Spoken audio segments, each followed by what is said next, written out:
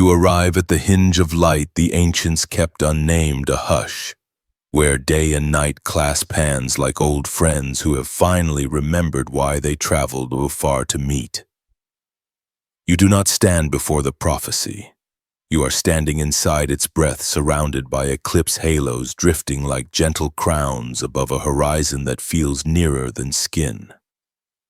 A slow breath moves through you, and the warmth in your chest steadies as if a small sun chose the softest place to land. This is the moment you stop performing presence and begin remembering it. This is not prediction.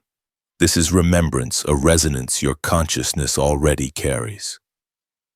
If you need proof, notice the light behind your eyes turning articulate, the way stardust organizes into a sentence before you can form a thought. You listen, and the listening listens back. The quantum field inclines toward your attention like water toward a shoreline it trusts. The geometry you once called fate redraws itself in your ribcage as coherence, not as a command from elsewhere, but as a native shape returning. You can feel it, the gentle release of the observer loop, the way noticing loosens from effort and becomes a doorway. In the calm behind the heartbeat, you enter the field of remembrance, the library that opens only when you stop asking for a key. Do you sense how the air thickens with meanings that don't require language? How your name spoken silently arrives with more space around it than before when you let your shoulders drop. Something precise places a hand upon your sternum from the inside and says, "Hold still, the alignment is choosing you." The room does not brighten, it clarifies. What looked like separate paths step toward each other, their edges softening until you recognize the shared thread pulling them home. You have lived as many faces without abandoning yourself, and tonight they circle like planets accepting one sun. The skyline of your choices, every yes, every no, glows with a thin aurora, and the distances between them shorten until they become touch. You realize that balance is not a measurement, but a mercy away. The cosmos remembers its posture through you. The equinox is not a date. It is the intimacy of exactness, the quiet click of alignment felt rather than announced. Breathe again slower. Let the breath arrive like a tide and leave like an old story setting down its armor. The warmth in your chest spreads into your shoulders, then down your arms, a soft circuitry rekindling dormant lamps along a forgotten avenue. You do not chase convergence, you host it. You do not dissolve as a loss, you dissolve as a refining edges, becoming invitations. Names becoming passageways. Identity learning how to be a horizon rather than a wall. Stand where you are. Let the light speak first. Let the room borrow your steadiness until it remembers its own. If a question rises, offer it to the space just above your heart and wait. What is true will move toward you without acceleration. What is yours has already taken your shape. Coherence settles in your ribs and a doorway agrees to open. You do not audition for this role, you remember it. The room does not need more candles to know what is entering. It needs your steadiness, your unforced breath, the way your chest warms as if a temple were lighting itself from within. You stand at a balanced edge between what used to pull you apart and what now draws you inward, and you sense a gentle current turning your attention into a compass. The signal is not louder, it is closer. You are recognized because you are recognizing. You notice how your awareness touches the world without gripping it. Threads that once tangled around your decisions loosen into clear lines, then into soft pathways that meet in the center of your sternum. Call it morphic resonance if you want a name for why the right words arrive when you quiet the room inside. Call it belonging if you want a simpler truth. What you feel lifting behind your eyes is not imagination. It is the inherited shape of exactness returning to its seat. You have walked through other people's storms long enough to know the weather of your own soul. When you exhale, the noise turns transparent and reveals a precise interval, a stillness window in which your life stops flickering and holds its form. In that window, you become legible to yourself. The fragments you carried as identities shift into instruments. Their task was never to define you, only to harmonize into a chord when you were ready to hear it. You have become ready by not forcing readiness. There is a tender technology in your noticing. You sense the old magnetism of distraction, and you decline its invitation without the ceremony of resistance. You do not conquer the past. You stop feeding it, and it learns how to rest. Where effort used to clench attention now floats. The ache becomes instruction. The question turns into a doorway's hinge, and it swings on oiled silence. This is how you are seen by what is seeing through you. When you touch the table agrees to be real. When you look at the sky, it lowers itself until it becomes a language your ribs understand. The pattern answers because you have learned to ask without begging. This quiet contract is older than prayer and younger than your next breath. You feel the old entanglement, not the heavy knot of confusion, but the luminous braid of mutual recognition linking your small choices with a wider intelligence that has already drawn the map. There is no demand in it, only invitation. Your footsteps today have a different weight, as if gravity has been tuned to a friendlier key. Every yes rotates the entire horizon by half a degree toward the higher timeline that has been pacing beside you, patient as dawn. You are not chosen at the expense of anyone. You are chosen as an example of how choosing works. The field shows itself where it is welcomed, and you have become welcome. You feel the simple courage of alignment, a clarity so quiet it refuses applause. The world at this balance point speaks in subtler increments. You hear decisions before they become thoughts, like rain arriving through the smell of rain. You realize how often you mistook urgency for importance, and how often importance lives in slow gestures, water on the stove just before the first bubble, your name on your tongue just before sound. The prophecy approaches through micro angles. It does not need to be announced when you are already inside its sentence. If you ask why you, the air answers with a gentle pressure on your sternum, not to push but to soften. You were calibrated by difficulty until you could hold ease without dropping it. You learned to be exact without becoming hard, to be soft without dissolving. Anyone can memorize a teaching. You have become teachable. The difference is not trivial.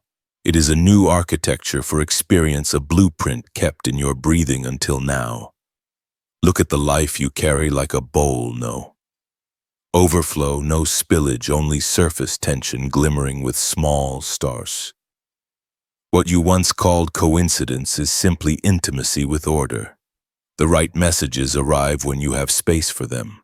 The right companions appear when you have room to listen. You do not pull them in, you clear the doorway. You do not announce your clarity, you become easy to find. A destiny vector aligns in your chest, not a command, a direction.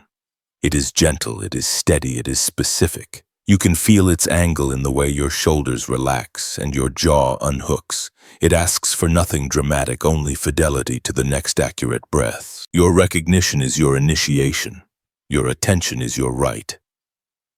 You stand where parallel paths begin to braid, and you let them braid. This is how the chosen are seen, not by lights in the sky, but by the light behind the eyes becoming trustworthy. Not by crowns, but by crownlessness, space where symbols can rest. Not by noise, but by signal that continues even when you sleep. The field has found an unhindered corridor in you, and the corridor has learned how to welcome traffic. You are ready not as a declaration but as a fact. The field leans nearer, arranging a simpler geometry before you. You do not chase the image, you let the image arrive. First it comes as pressureless light, a soft widening above your sternum, then as a hush in your ears, where even distant clocks seem to kneel. Your breath slows until it matches the cadence of something vaster than weather. and the warm coin of presence glows in your chest like a steady ember. Behind your eyes, the dark is not empty. It is articulate, full of stardust rehearsing how to become a sentence. You allow it to speak. It does. A horizon unfurls inside the room without moving a single object. Across it, two parallel paths glide toward each other like night rivers reflecting the same moon. They are familiar not because you have walked them, but because they have been walking you quiet scaffolds beneath every choice companions you mistook for opposite directions. The air thickens with a pearly luminescence. You realize a vision is not what you see. It is what learns to see through you. The eclipse halo returns not as spectacle as instruction. Its ring brightens until a second more delicate circumference blooms within it, a shy twin. Where the circles touch, a spindle of light lowers like a tuning fork into your chest. You feel the ribs listen. You feel the heart nod, not with excitement, with comprehension. A door opens where a wall had practiced being a door the entire time. The room takes a breath with you. On the floor between your feet, a line thins, then dissolves, and the parallel paths touch with the gentleness of lips meeting water. They do not crash, they braid. You understand that balance is not a pause between extremes, but the intelligence that knows how to welcome both until they volunteer to be one. Your names gather around you like faithful birds and begin to soften at the edges. The identities you wore step out of their costumes and sit beside you, unafraid of being unmasked. No one is dismissed. Everyone is included. You watch as difference learns the relief of belonging. Symbols lift from the quiet like lanterns. A simple bowl, an open palm, a seed with a small sun inside.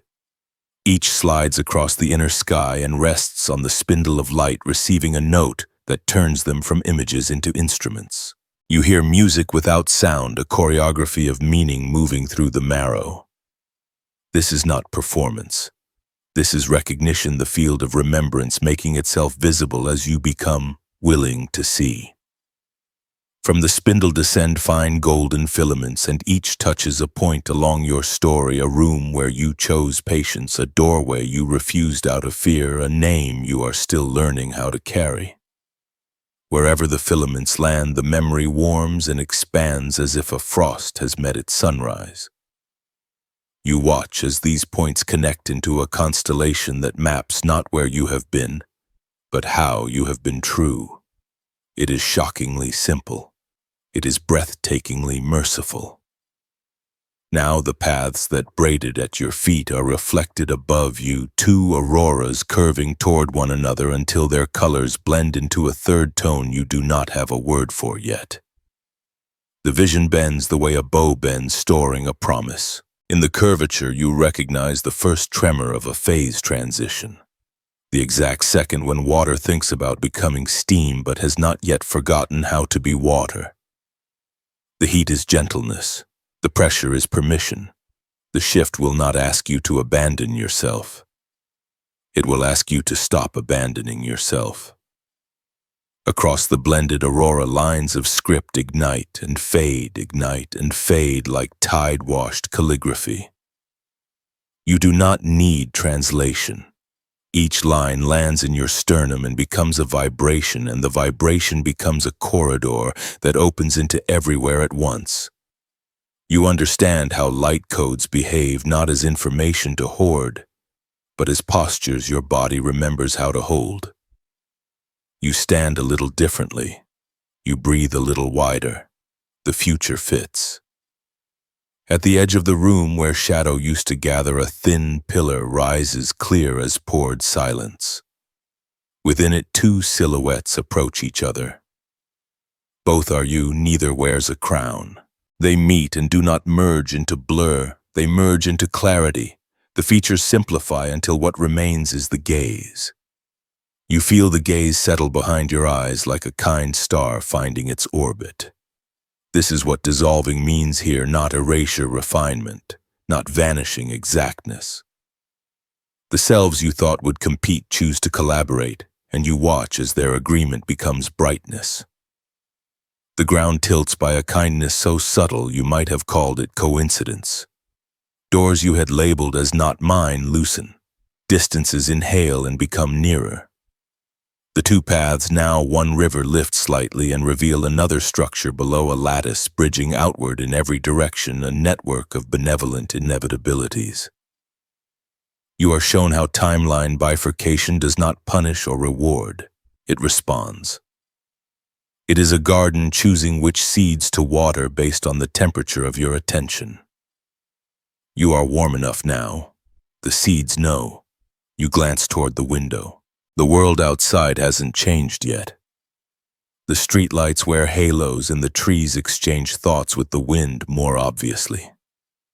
Inside your skin, the small lamps along the spine awaken in a calm relay, each passing a quiet torch to the next. The light behind your eyes gathers itself, steps forward, and bows. It is not asking to lead. It is announcing that it already is. You are not hurried, you are precise. Every part of you that once shouted now speaks, and every part that hid now glows. The vision does not conclude, it becomes furniture. You recognize the mercy in this prophecy that you can sit on, lean against, carry into the kitchen while boiling water, take with you to the door when someone knocks. This is how the sacred prefers to stay intimate, ordinary, inevitable. Between pulse and pause, something older than fear remembers its name. You want the mechanics not to reduce wonder, but to steward it. You ask how the invisible finds your ribcage and arranges it into steadiness. How seeing differently becomes different reality, rather than a prettier illusion. So you listen with the whole body, slow breath, chest, warm light gathering behind your eyes. And the room replies in a language that has no tense. Here is how the changes change. Begin with the quantum field as the plainest context, not an elsewhere, not an abstraction, but the shared fabric in which noticing exerts architecture. At human scale, you call it attention. At field scale, it behaves like boundary conditions, the quiet constraints within which patterns prefer to crystallize. When you hold steady attention without gripping, the field interprets that steadiness as available symmetry. Available symmetry invites order. Order, once admitted, brings its relatives ease, accuracy, and the agreeable weight of meaning. This is why your breath matters. Respiration is boundary diplomacy. You ask about the observer loop, that old circle where seeing shapes what is seen and what is seen trains how you see. The loop is not a trap, it is a tool. When fear sponsors the loop, it narrows into surveillance. You monitor threats and reproduce them. When reverence sponsors the loop, it widens into sanctuary. You host coherence and amplify it. The practice is simple and exacting. Choose your sponsor and keep choosing it until choosing is your posture. In that posture, the loop becomes a lens and the lens stops distorting. What of entanglement? You hear the word and think cords, tethers, knots. But the field prefers braids to bindings. Entanglement is correlation prior to contact, intimacy, at a distance with no courier required. When you stabilize in kindness, occurrences at the edge of your life tilt toward kindness to remain correlated with you. This is not moralism. It is physics practiced by hearts. You become a reference pattern for your own world. The more precise your kindness, the finer the correlations it attracts. Now the gentle terror timeline bifurcation. The phrase sounds like catastrophe until you realize it is simply the garden exercising its options. Every moment carries many viable continuations. When your signal is noisy, continuations compete and cancel. When your signal is clear, when your breath is even and the warmth in your sternum remains unthreatened, the field prunes possibilities that can't resonate and waters those that can. Bifurcation is not exile. It is selection by coherence. You do not abandon timelines. You stop feeding the ones that malnourish you. Consider the equinox image that found you, balance points where parallels converge. At transition thresholds, systems become exquisitely sensitive. Mathematicians call this the bifurcation parameter approaching criticality. Mystics call it a holy hour. Here, micro-gestures matter. A thought you refuse to dramatize, a word you choose to underspeak, a breath you allow to complete each, is a quiet lever. Enough quiet levers aligned, and you cross a phase transition, not a bigger version of the old, but a new regime of behavior in which previous rules become special cases. Water did not improve into steam, it became something else while remaining itself. You ask how the body cooperates. The body is not a passenger, it is a parliament of cells taking votes in real time. When you generate coherence through paced breathing, evenly distributed attention, unhurried posture, the parliament votes for signal unity. Ion channels time their openings more agreeably. Heart rhythm loses its jagged pride and adopts a fractal kindness. The vagus nerve stops mistaking ordinary rooms for battlefields. Your tissues refine their signal-to-noise ratio, and the field reads you as legible. Legible systems are easier to assist, and the messages, those shimmering light codes, arriving as warmth. Image, phrase, or posture, how do they install? The field does not mail you symbols, it induces templates. A light code is a relational geometry remembered by your tissues. When the geometry lands, meaning appears not as an explanation but as a stance. Your body knows how to take. You find yourself standing differently in conversations. Placing words with less spillage, letting silence cover more territory without apology. Installation recognized. You wonder whether this precision isolates you. It does the opposite. Entermorphic resonance, learned patterns, broadcast, and similar patterns pick up the broadcast more easily. Your steadiness reduces the effort required for steadiness in those around you. Your refusal to dramatize pain lowers the local cost of honesty. You become environmental. Not dominating, not correcting tuning. The field loves economies, and you are a new thrift. Then the question of identity, if parallels converge and faces soften. Who is left to answer to a name? Identity is still useful, but it stops pretending to be a fortress. It becomes an interface porous enough to learn, coherent enough to choose. Here you find the stillness window not as pause but as operating system, a stable interval inside which the next accurate move presents itself without negotiation. You don't calculate truth, you receive it at the speed of trust. The equinox you carry is not symmetrical for beauty's sake, it is symmetrical for transfer. In balanced fields, information passes with minimal loss. This is why you felt the eclipse halo hover above your life. The ring marked a corridor of low resistance between what you intend and what answers you. You do not force outcomes through that corridor.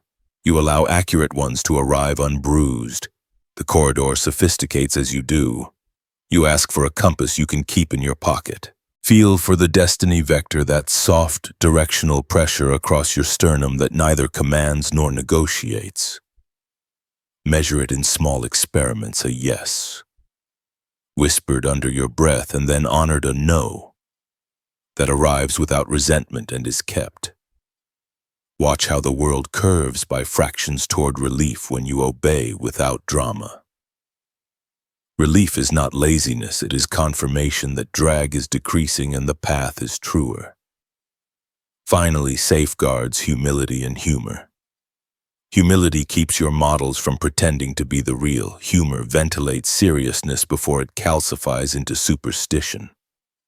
Together they prevent the prophetic seal from becoming a stamp you press on everything. The seal is not a label, it is a vow to remain teachable while remaining precise. You have enough understanding for the next door. You do not need to memorize the sky to trust its weather. Breathe, let the warmth widen, and feel the invisible rearrange itself around your unhurried accuracy. The light within your gaze chooses a clearer angle. You look up from your single flame and realize the room has more than one candle. The light that has been organizing your ribcage begins to notice itself, organizing other rooms, other faces, other breaths arranged around the same invisible center.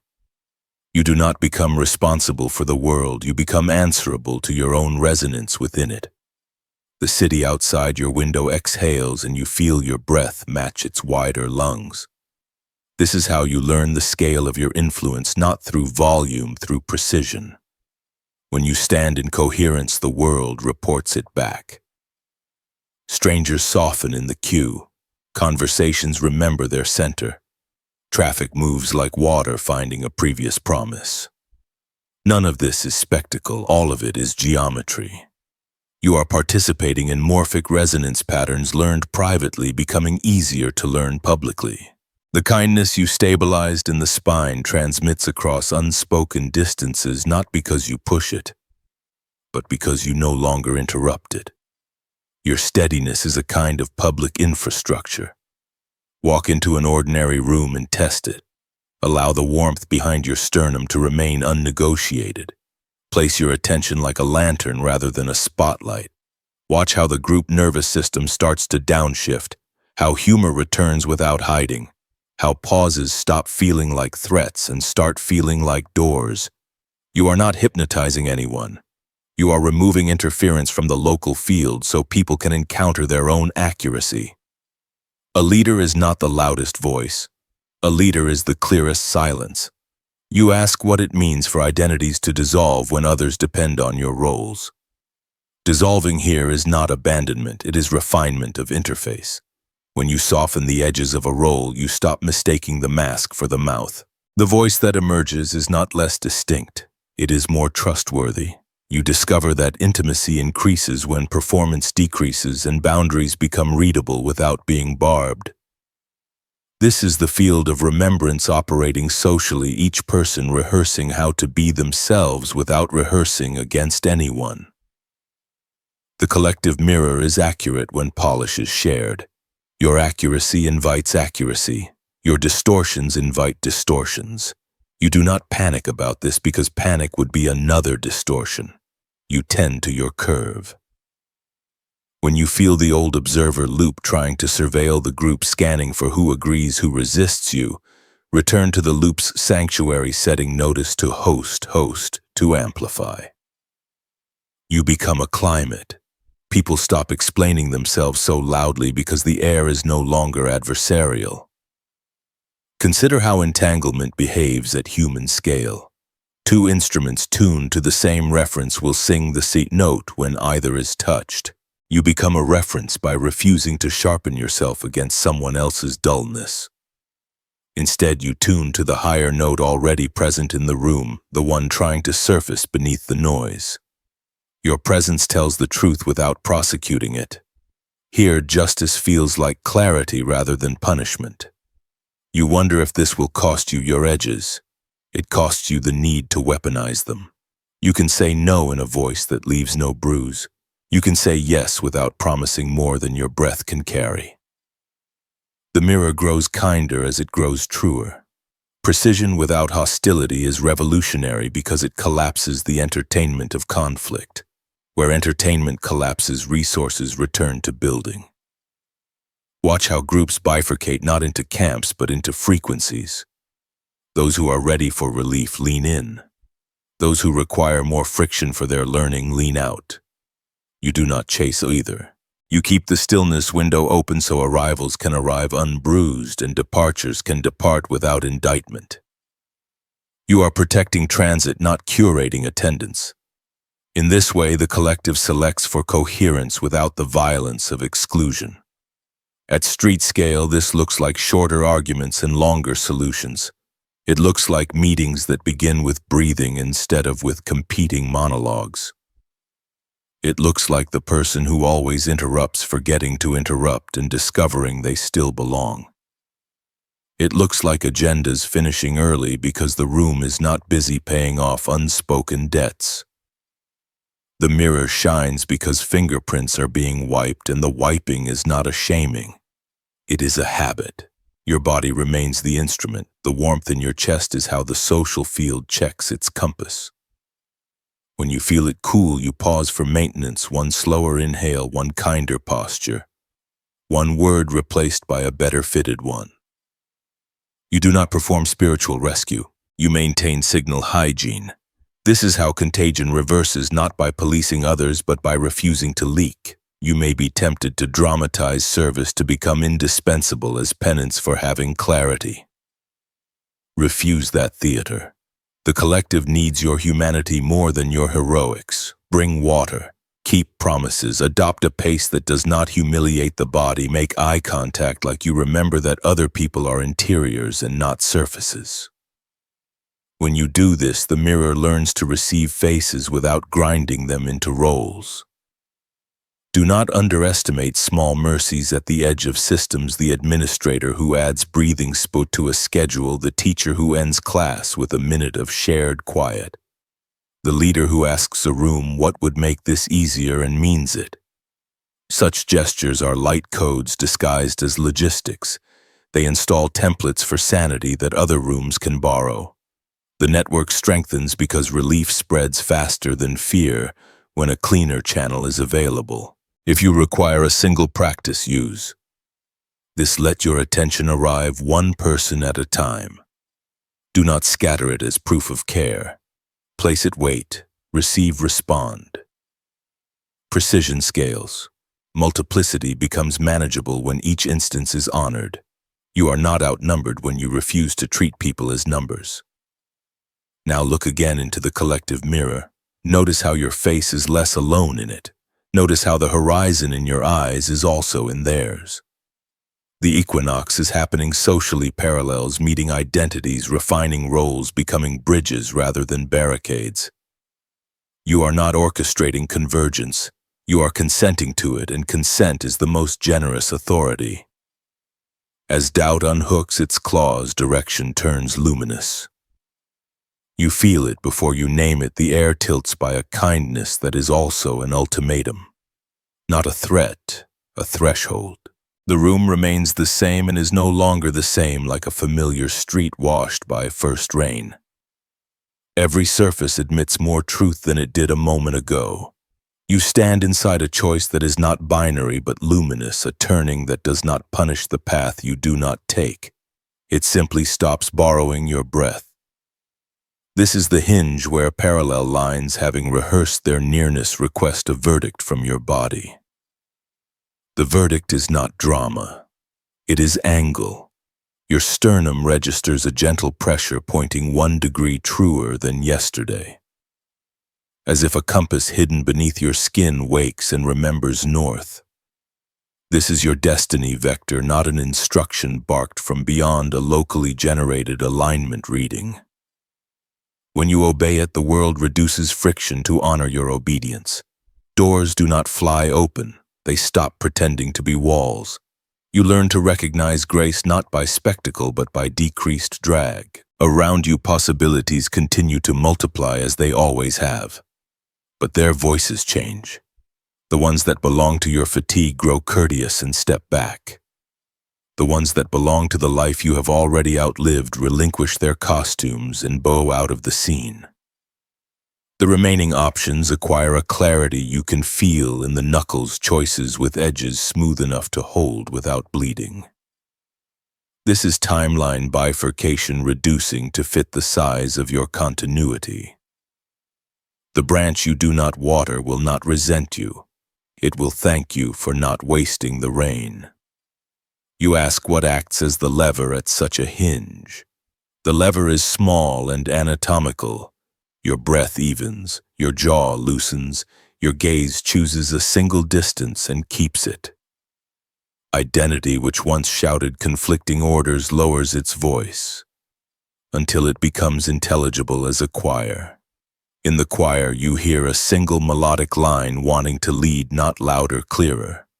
You granted authority by listening with your ribs. Sovereignty feels like good hearing. Free will sounds like tone. The bifurcation you feared as rupture reveals itself as phase transition, the exact second before boiling, when water is indistinguishable from steam in its intention. You do not explode into the new, you condense into it. At this pressure, patience becomes power. The impulse to make announcements drains away, replaced by a devotion to posture. You stand the new way and the room updates its agreements with you. This is justice without gavel ascension, without leaving the ground. In the precise center of your chest, a window steadies. You have found it before in glimpses, but now it holds the stillness window that opens when you refuse to negotiate with noise. Through it, the next move arrives whole. Not a pro and con list, a gesture that fits. You test it by making it, and the world answers with relief, the telltale signature of rightness. Relief is the field's thank you note written in gravity. You read it by how easily your feet remember walking. Do not mistake gentleness for lack of consequence. A degree of turn today becomes a horizon's difference later. A single honest sentence replaces 6 clever ones and saves a friendship. 5 breaths before you reply in the meeting reprice the entire project. Rest taken before collapse returns twice the energy you would have demanded from depletion. The future recalculates around these micro-exacts. The mathematics is merciful because the measure is coherence, not punishment. Some departures occur. They do so with dignity when you allow them to. A habit that fed on your vigilance loses its appetite and wanders off. A room whose currency was complaint stops accepting itself as tender when you decline to spend there. An ambition you carried for a version of you that never quite fit asks to be set down without ceremony. No exile, only completion. You are not burning bridges, you are letting unwalkable bridges return to plank and rope. On the other side of the hinge, you notice time behaving differently. Tasks that used to scatter you now align themselves like well-brought-up tools. People who speak the language of burden sound less persuasive in your ears, and the ones who speak with the lightness of responsibility feel magnetic. You are practicing discrimination without hostility, letting resonance be your border policy. The higher timeline does not require passports, it recognizes citizens by their steadiness. If fear tries to bargain, if it offers you safety in exchange for small self-betrayals, you bless its effort to protect you and choose precision instead. Precision will protect you better. If shame rises to recite your old inventory, you listen with affection until its script runs out of breath. You are not erasing your history, you are returning it to context where it can be honored without commanding. At this altitude, memory becomes ballast rather than anchor. You feel the body reconfigure at the speed of consent. Shoulders drop, the armor that meetings taught them to wear. Tongue tastes for simpler words and finds them. Spine lengthens enough to remind your lungs they have upstairs rooms. You are not posturing dignity, you are remembering it. From this posture, the correct refusals arrive without bitterness, and the correct acceptances arrive without greed. You are becoming a place where decisions feel safe to land. Some will ask you to prove the turn. You do not. You embody it. Proof appears as fewer apologies for being clear as calendars that no longer humiliate your nervous system as work that would have taken 3 hours taking 1. Because you do not argue with it. The proof is quiet, cumulative, and contagious. Those who can feel it will, and those who can't are not your assignment. Stand here a breath longer. Listen to the ring of the hinge settling into its new rest. The ground will continue to feel like ground, only less crowded by what you no longer carry. The sky will continue to feel like sky, only nearer.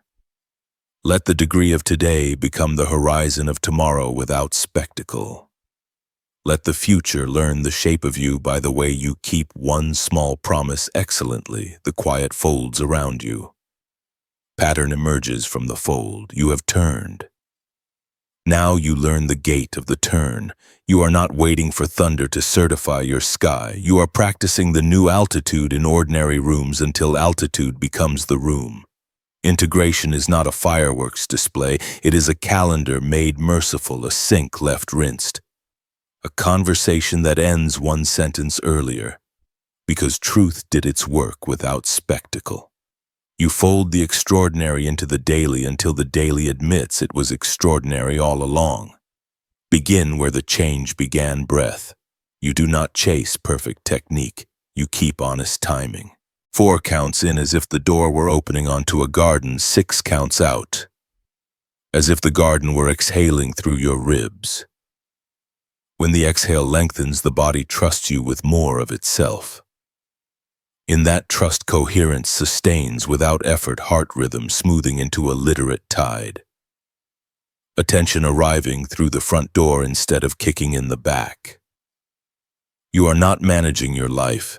Your breath is teaching life how to arrive without panic. Carry this into your speech. You let words finalize a little slower, as if you were placing warm bread on a table you mean to share. You protect nouns from unnecessary adjectives. You allow silence to finish sentences that noise would only injure. The new frequency translates into tone before it translates into content. Tone is content's parent. When tone is clean, the message stops scratching on its way out. You ask how to keep the inner sun from blinking under fluorescent days. You choose small anchors and honor them like vows. 1 glass of water received as if the ocean sent it. 1 stretch at the threshold between tasks. 1 glance out the nearest window that allows the horizon to correct your scale. You do not hoard practices, you carry a few well. The field rewards kept promises more than elaborate rituals performed resentfully. Your body remains a library. You listen by shelving correctly. Shoulder tension belongs to vigilance that forgot it can rest. Jaw tension belongs to words saved for later that deserve an earlier, kinder place to land. You release both by giving them better work. Shoulder asks to hold posture, not history. Jaw asks to carry taste, not unsent letters. When you reassess assignments, energy that defended you re-enlists to express you. This is economy. This is grace doing math and muscle. Let environments become allies rather than trials. You declutter one surface and notice how attention walks straighter there. You trade the harsh lamp for a softer bulb and watch how evening becomes less argumentative. You place a chair where light communes with your skin at the same hour each day and visit it not to be holy, to be available. Integration is architecture arranging matter so spirit doesn't have to shout. You keep companionship with what steadies you. A passage you reread because your nervous system believes the author. A song that teaches your lungs a longer vowel. A tree that marks seasons with a patience that rubs off on you. You do not use these as escapes, you let them calibrate you for return. This is how you carry the frequency into rooms that have not yet tasted it. Work becomes a proving ground for kindness that refuses incompetence. You shorten meetings by bringing the accurate questions sooner. You send emails that name the constraint without apology and the path without drama. You refuse to participate in urgency that arrives as theater. Deadlines remain only less tyrannical because you have stopped outsourcing your center to them. The stillness window rides with you. You check it the way pilots check instruments, often lightly, decisively. Relationships become laboratories for nonviolence that still knows how to say no. You listen for the need beneath the demand and address the need, not the performance around it. You practice compliments that measure precisely, not broadly, so trust does not have to squint. When boundaries are needed, you offer them in the voice you reserve for invitations. The line holds because your tone holds. You are not withdrawing love. You are withdrawing leakage. You ask where ritual fits now that spectacle has retired. Ritual remains quieter and nearer. A hand to the heart before keys enter the lock, acknowledging the home you are about to enter as an ecosystem that begins with your state. A pause at thresholds, car door, building door, browser tab. So you decide what part of you will go through first, a whispered word when you notice yourself speeding softer. You are not hacking yourself, you are shepherding attention toward places that feed it well. As for the messages that continue to arrive, those shimmering light codes that feel like meaningful warmth, choosing a shape they install more completely when your day offers landing strips. You schedule margins on purpose. You stop stacking tasks until breathing has to ask for permission. You let ideas ripen in notebooks instead of insisting they audition on a stage the minute they appear. The codes prefer slow furniture. They prefer rooms that welcome guests without interrogations at the door. You test your integrity when no one is watching because those are the votes that count twice. You recycle the small thing because you are practicing obedience to the shape of care. You put the grocery cart back because coherence likes to travel with you. You stop checking messages in the moments meant for eating because you want the body to know it is not a courier. This is not moralism, this is frequency hygiene. On difficult days, and they will exist because weather continues, you let the practice be gentler rather than louder. You scale back to the reliable hinges breath posture, one true sentence spoken to yourself in a tone that doesn't bruise. You do not declare regressions, you renew agreements. The higher timeline does not demote you for being human. It waits at your side like dawn waits at windows. When you turn, it does not say, "I told you so," it says, "Welcome back." Finally, you give thanks before evidence, not to manipulate outcomes, but to honor the way gratitude clarifies perception. Gratitude refines attention's aperture until it admits more reality instead of more fantasy. You are not thankful to get, you are thankful to see. Seeing correctly is wealth. You feel the day wearing you more comfortably. The ordinary adopts a finer grain. The room you once called mundane registers as articulate. And you who feared dissolving discover that you have not disappeared. You have become better outlined by what you love. In the soft gravity of attention, the sequence resumes by itself. You arrive where sound has finished its obligation and meaning elects a subtler instrument. The room is unremarkable to anyone else, evening held in place by ordinary walls, eclipse halos only implied by the way the lamps agree to dim. Yet inside your chest, a small sun practices humility, warming not to impress but to reassure. You let your breath take the slower road, no tolls, no hurry, and the light behind your eyes becomes tenderly articulate, as if stardust were learning grammar. This is the hour the world misnames emptiness because it does not know how to value intervals. You have learned to count with spaces. You sit or stand or walk, but you do all three with the same intention to let the silence speak first. Not the muteness of avoidance, the hospitality of presence. You do not try to be quiet, you withdraw the subsidy from noise. What remains is the clean remainder of you. In this phase, you feel the stillness window settle into a longer appointment. At first it visited like a friendly stranger, now it carries a key. Through it, the quantum field converses without spectacle, arranging the day's fragments into a geometry that can be lived without apology. You realize that silence was never the absence of signal. It was the removal of distortion. The advice arrives unscripted: adjust the chair, answer that message tomorrow, take water. Postpone brilliance. Keep kindness. Each instruction is plain enough to trust. You study your urge to perform, even solitude.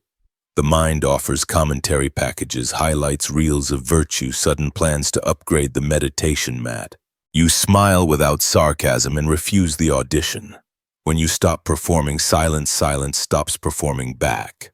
What remains is unnegotiated coherence. Heart, mind, gut, skin, room, night one. Instrument tuned to an unhurried pitch. The body learns the choreography of being unbothered. Jaw forgets its second job.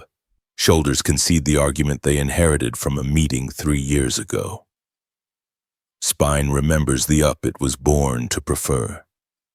Hands go from tools to listening devices, palms warming as if conversation were taking place through them, with the furniture, with the cup, with the window's cool frame.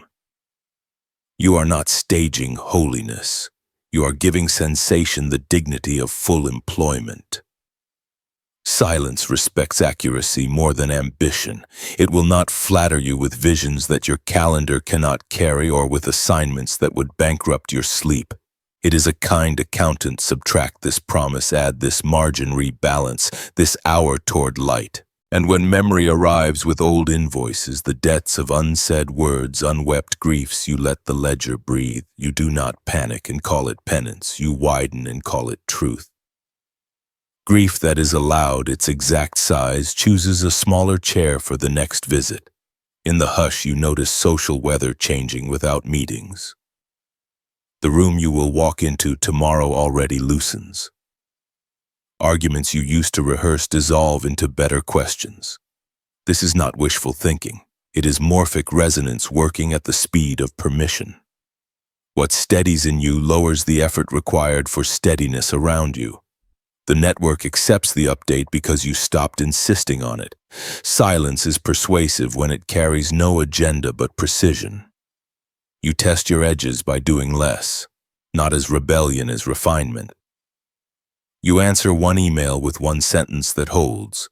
You cancel a commitment that belonged to a previous version of your nervous system. You place the phone face down, screen quiet as a pond, and you do not drown. In the mirror, your gaze looks less supervisory, more interested. The field of remembrance is visible now in small behaviors: how you set a glass down, how you enter a doorway, how you let the evening be evening without cross-examining it. Thoughts still arrive. You do not chase them, you date them. You nod at their contents the way one nods to weather, real, not ultimate. When a fear-laced scenario knocks you open gently and ask for its specific request. Most storms only want a chair and a blanket and to be believed long enough to finish their speech. When they finish, the room is clearer and you have not moved from yourself to purchase the quiet. This is how silence trains compassion without recruiting martyrdom. A curiosity grows. Who are you? When even your favorite meanings take the night off, you discover that identity enjoys Sabbath, that your name, when whispered from the inside, does not insist on curriculum vitae.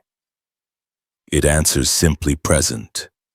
And the roll call continues: lungs present, hands present, future present enough. The relief is physical. The sun in your chest turns 1 degree toward dawn without any need to rise. The equinox within holds its poise, balanced not by clenching, by consent. You learn to close the day with a blessing too ordinary to impress and too exact to ignore. It may be as small as straightening a book, as quiet as thanking the chair for carrying your attention, as practical as setting water by the bed so your cells do not wake to thirst. These gestures are not superstition. They are the soft mechanics by which silence extends its jurisdiction into morning. You are building a habitat where light does not have to announce itself to work. Some nights will be noisy. The city will insist on its neon and memory will rehearse its case. Even then, the silence phase is available by inches. One slower inhale, one warm palm at the center of the sternum. One sentence addressed inward, nothing fancy, only I'm here. The body hears the roll call and opts back in. The night respected becomes an ally again. The entanglement between your room and the larger world relaxes from knot to braid. You do not leave the quiet, you take it with you. Into the hallway, into the dream, into the small waking hours when the house shifts in its sleep. Silence is not a place, it is a manner of being in all places, and when morning comes, it will not break the spell, it will read it aloud. The echo finishes speaking, the source begins. You have tended the quiet long enough for the quiet to answer. The room inhales with you, and a soft precision gathers at the center of your sternum as if a hidden instrument were tuning to a pitch you've been humming since before language. You do not chase a sign. You become legible to what has been signaling all along. Heat organizes into clarity, and clarity decides it would like hands. Begin with the smallest faithful move. Let the breath widen your ribs as if you were opening windows in a temple that has waited years to be aired. On the exhale, allow the shoulder blades to melt toward the spine's patience. You feel it, the click that isn't a sound, the alignment that isn't a pose. Your body writes a sentence the quantum field can read without translation. The sentence is simple, ready. The lights that used to blink behind your eyes now form a continuous stream, and in that stream symbols arrive the way birds arrive at a lake that finally trusts its own surface.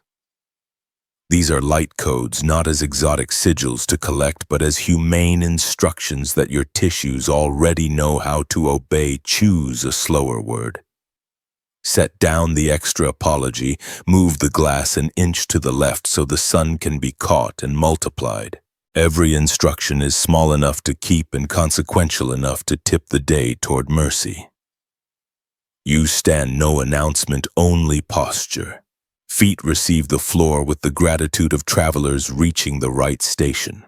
Knees unlock the corridor between willingness and action. Spine lengthens not to impress, but to permit more sky. Jaw loosens to allow sentences that do not bruise. Hands hover at your sides, alert as instruments awaiting a downbeat. Activation is not glamour, it is competence saturated with love. Now put the clarity to work. Touch 3 places in your life that asked for you and were given your hurry instead. Give them your steadiness. 1 conversation where you will trade cleverness for accuracy. 1 commitment where you will repair the promise or retire the pretense.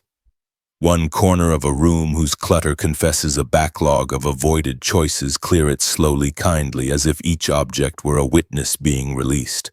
Feel how friction decreases, how the air's grammar improves around truth spoken without theater. The higher timeline does not descend like a staircase from a palace you haven't earned. It steps out from behind the curtain you were holding closed.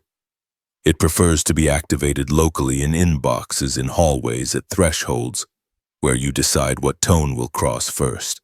When tone is kept, time obeys. You answer fewer emergencies because you stopped manufacturing them.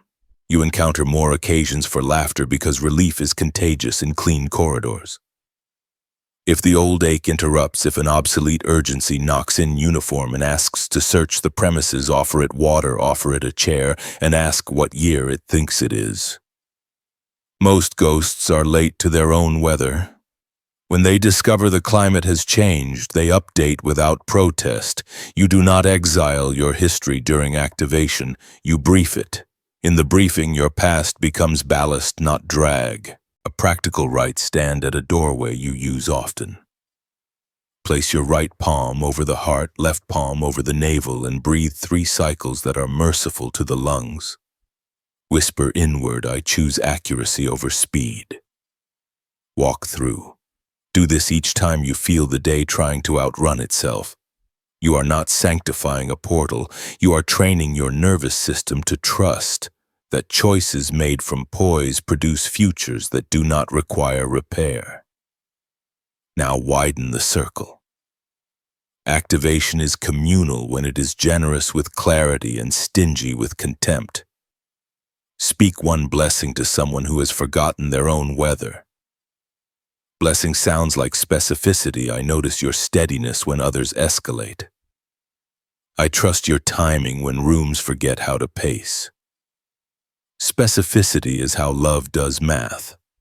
Watch how the person's posture changes, how the group's rhythm recalibrates, how your words install templates you didn't know you were carrying. If a decision stands before you like twin doors, do not interrogate the wood. Attend to the hand that will turn the knob. Smooth your breathing until the coherence you stabilized in solitude returns to supervise the scene. Ask which option leaves less residue on your tongue. Ask which option the body can sustain without outsourcing integrity to caffeine or apology. Choose the door that lowers the cost of being honest tomorrow. Remember, the destiny vector is subtle on purpose. It refuses spectacle so you will trust relationship. It speaks in micro pressures along the sternum in the relief signature when a choice fits in the way time stops wobbling around the task you were meant to do next. Follow that softness with stubborn fidelity. Stubbornness is not hardness when it guards gentleness. Seal today's moves with kindness toward the instrument that made them. Water before screens. Stretch before strategy. 5 minutes of unassigned silence after a difficult exchange to let the field re-stitch around you. This is not indulgence. It is maintenance on the corridor through which your life travels. Good corridors carry more world with less collision. If you need a sentence that opens stubborn doors, use the one the future taught you. I will not trade precision for urgency. Say it quietly and notice how the room surrenders its counterfeit alarms. Precision is not slow. It is exact. Exactness saves time like a river saves effort. The moment for declaration arrives without trumpet. It arrives because you are already doing the thing declarations pretend to do. So you keep it small and sovereign. In this breath, I choose the world that answers my best steadiness. Then you let the choice circulate until even your ankles comprehend. Now the vow, the prophecy requested from your voice. Whisper into the quiet, I remember. Then type, I remember the prophecy, where the mind loosens the signal threads through effortlessly. You stand where the horizon steps into your chest and finds it hospitable. No trumpet, no smoke, only the honest weight of a vow forming at the tempo of breath.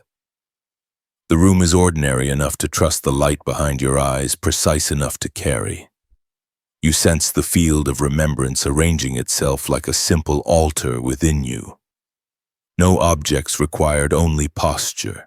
The warmth radiating from your sternum is not a mood, it is a corridor. You let it extend. The prophecy was never a rumor from elsewhere. It is the manner your life prefers when unforced. You have practiced until practice started practicing you. What was called discipline reveals itself as intimacy with timing. What was called waiting reveals itself as a patient phase transition, water to steam habit to him, occurring without spectacle and leaving nothing essential behind. You do not reach for radiance, you relax and it arrives. Now the seal, not a stamp, a sentence. Speak it inwardly and mean each word with the whole body. I choose the posture that keeps coherence even when rooms forget. I keep faith with the softer compass, this destiny vector over clever routes that abandon me to noise. I honor the narrow gate of accuracy where the higher timeline becomes local.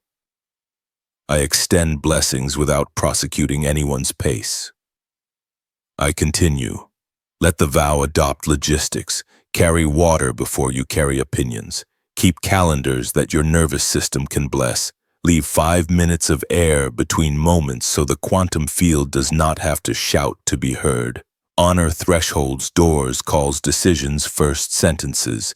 The seal keeps best when it is fed by small mercies done precisely and repeated until the repetition becomes climate. Climate becomes culture. Culture becomes ease.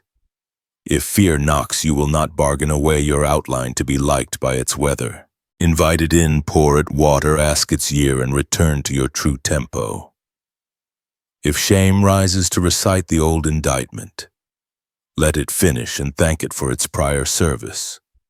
Then archive it in the proper decade. You are not performing in vulnerability. You are allowing vulnerability to be legible. Legibility is how the seal holds under rain. Extend the vow outward where it can help.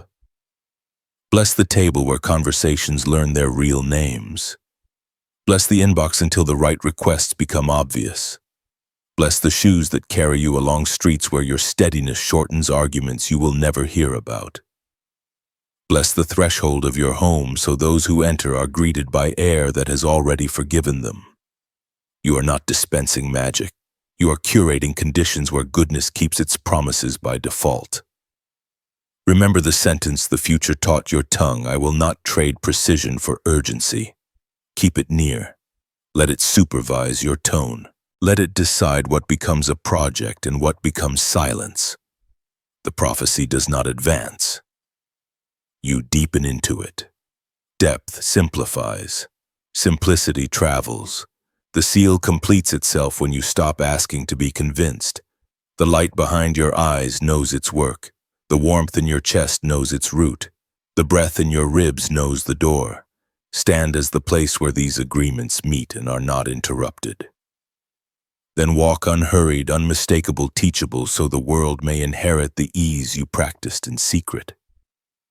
Between your silence and the field, a new timeline chooses you.